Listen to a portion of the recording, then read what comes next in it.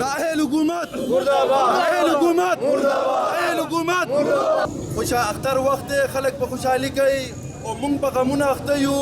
هغه وخت پورې به نه قلاریږو تر څو چې زموږ دا روډ مستقل طور بحال شوی دی. حکومت ته تپوس کوم چې هغه روپۍ په کم صورت انتظامیه طرف انتظامیه کمیشنر ایسی په دغه لړ په منصوبه کې د اربونو روپۍ د بهر نه راغلي دي هغه خوربل شوي دي په موږ یو روپۍ هم نه دی لګېدلی موږ آیا څه ظلم کوو د دې ګورنمنټ سره یا موږ څه ظلم کوو د ادارې سره دا کلام یوازې خو زموږ نه دی دا خو د ټول پاکستان کلام دی دې دا مسایل حل نه شو نو مقامي خلک خو به خود بربادي مقامي خلک خو به خود د خپله د هر قسم کاروبار نه به لاس وینځي خو پکار دی چې دا حکومت د دغه طرف ته ترجیح ورکړي او دا تحصیل دا حسن او د تحصیل دا خلک محفوظه وساتي نو زه سوای خبرې نه کومه دا زموږ د تخمونو ورځې دي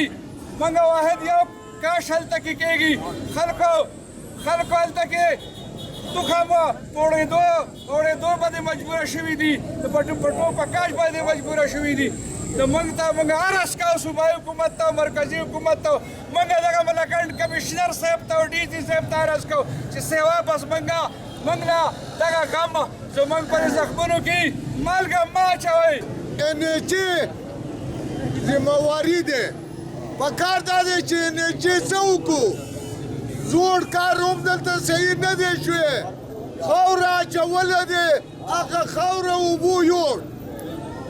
الله پاک دربار پاک 68 کروڑ روپے ہو کا 50 کروڑ روپے ہو کم سورے بانے نہ نوتو اس پتہ نہ لگی او هغه سیلاب په مد کې چې کم پیسې راغلي وو هغه چېرته لاړې 4-5 روډ بند شوي دي هغه څنګه بند شوي دي چې تاسو انرژي نواز شریف 10 ارب روپۍ منظور کړي وو انرژي یې ورکړی وو هغه انرژي ناحل انرژي هغه پیسې چېرته ولګوله هغه کوم ځای ولګوله دغه انرژي دا غل انرژي دا د پخوا نه غل دي دا د اوس هم غل دي د هغه پیسې څوک وو د کوم ځای کې ولګول دې سره څوک احتساب نه کوي وروڼو نن شپږ ځایه روډ خراب شو هغې کې پیپ نه دي لګولی هغې کې هسې خاوره غورځولې دي خاوره چې واوره باران اوبه راغی هغه ټول جوړه دا خو د غر د شپنکۍ کوڅکه هغه هم پیپ لګوي هغه هم پل لګوي دا څنګه انرژي دي زه د حکومت نه هم مطالبه کوم چې تاسو دې انرژي سره حساب کتاب وکړئ دې روپۍ چېرته یوړه دا قوم چې دی دوی ته ایمرجنسي فنډ ماني دا قوم چلیږي همیشه موږ ته ایمرجنسي فنډ میلاویږي زموږ د قوم دپاره څه پلانینګ نشته څه فنډ نشته څه یو مضبوط یو جامع یو لایعمل نشته چې د قوم دپاره د ترقیاتي کارونه وشي تاسو ته پته ده چې دا سیلاب راغی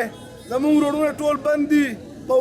کالام په مقام باندې په بحرین کې په منکیال کې دلته زموږ خلک پساو شوي دي زرګاو خلک پساو شوي دي پنجاب نه زموږ کړي راځي هغه پساو شوي دي عوامو ته ډېر زیات تکلیف دی دا ډي سي چې دی دا کمیشنر چې دی دا ډي پي او چې دی دا اے سي چې دی دوی خپل عیاشو له کالام ته راځي او خپل عیاشانې کوي او خلکو نو پیسې هم خوري دا هغوی ورته مېلمستیا هم کوي او دا کروڑه روپۍ چې دي دوی په عیاشانو کې ډاوي او یو روز دوی سنجیدګۍ سره د قوم دپاره دوی